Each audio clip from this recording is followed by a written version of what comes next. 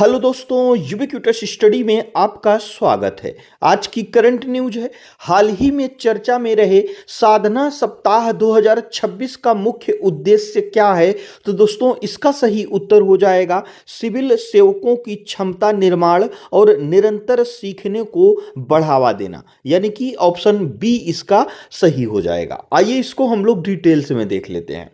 दोस्तों साधना सप्ताह 2026 भारत सरकार के मिशन कर्मयोगी के अंतर्गत आयोजित एक राष्ट्रीय शिक्षण सप्ताह है। इसका मुख्य उद्देश्य भारत के सिविल सेवा पारितंत्र में निरंतर सीखने की संस्कृति को बढ़ावा देना और सरकारी कर्मचारियों की कार्य क्षमता को आधुनिक वैश्विक मानकों के अनुरूप ढालना है। इसमें एक शब्द आया है मिशन कर्मयोगी। दोस्तों जो भी सरकारी कर्मचारी होंगे वह इस नाम को जो है जरूर सुने होंगे। तो सबसे पहले हम लोग समझ लेते हैं कि यह कर्मयोगी क्या है।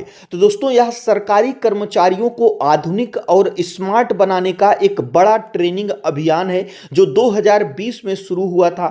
और अगर हम इसके मूल मंत्र की बात करें तो दोस्तों इसका मंत्र है नियम नहीं काम, यानी कि भूमिका पर ध्यान दें। यानी कर्मचारी केवल फाइलों और पुराने नियमों में ना उलझें बल्कि अपनी जिम्मेदारी समझें और बेहतर नतीजे दें। और यह ट्रेनिंग कहां से कर सकते हैं? तो दोस्तों जो भी सरकारी कर्मचारी होंगे उनको इसके बारे में पता होगा। तो इसके लिए आई गॉट कर्मयोगी नाम का एक ऑनलाइन पोर्टल बनाया गया है। यह एक डिजिटल लाइब्रेरी की तरह है जहां कर्मचारी मोबाइल या कंप्यूटर से कभी भी और कहीं भी चीजें सीख सकते हैं। यानी कि यह सरकारी कर्मचारियों को प्रोफेशनल और तकनीक फ्रेंडली बनाने की एक कोशिश है ताकि जनता का काम बेहतर तरीके से हो सके। और इसमें दोस्तों जो साधना है इसका अगर हम पूर्ण रूप की बात करें तो दोस्तों इसका मतलब होता है strengthening adaptive development and human aptitude for national advancement, यानी कि राष्ट्रीय प्रगति हेतु अनुकूलनशील विकास और मानवीय अभिक्षमता को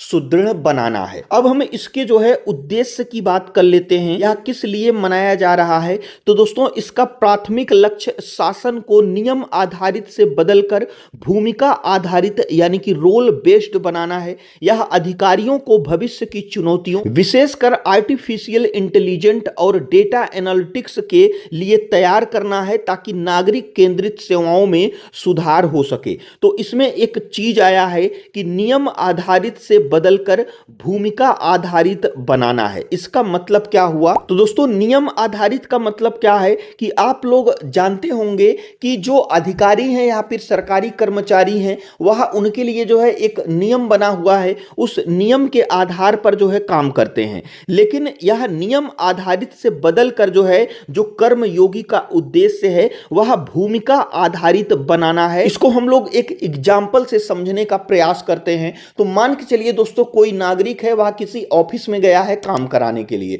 तो जो काम कराने के लिए गया है तो उसमें जो डॉक्यूमेंट्स लगते हैं तो मान के चलिए उसमें से कोई भी डॉक्यूमेंट्स जो है उसके पास नहीं है। तो यह किसी ऑफिस में जाएगा तो वहां का जो अधिकारी है अगर वह नियम आधारित काम करेगा तो दोस्तों वह यह उसको बताएगा कि आपके पास यह डॉक्यूमेंट्स नहीं है इसलिए आपका काम नहीं होगा। यानी कि उसको नियम बता के जो है वह वापस कर देगा कि आपका काम नहीं होगा। लेकिन अगर भूमिका आधारित काम होगा तो इसमें क्या बदलाव आएगा? तो दोस्तों वह जो व्यक्ति अपना काम कराने के लिए गया है तो वहां पे जो अधिकारी है या फिर जो सरकारी कर्मचारी है उसका यह दायित्व बन जाएगा। तो दोस्तों वह जो कर्मचारी है वह अपनी भूमिका को निभाते हुए उस व्यक्ति को बता सकता है कि आप जो है डिजी लॉकर में देख लीजिए, हो सकता है आपका डॉक्यूमेंट्स वहां पे मिल जाए। या फिर दोस्तों वह किसी भी तरीके से जो है उसके डॉक्यूमेंट्स को जो है खोजने में या फिर पाने में जो है उसका साथ देगा। तो इसका मेन आधार यही है कि सरकारी कामकाज के तरीके और मानसिकता में जो है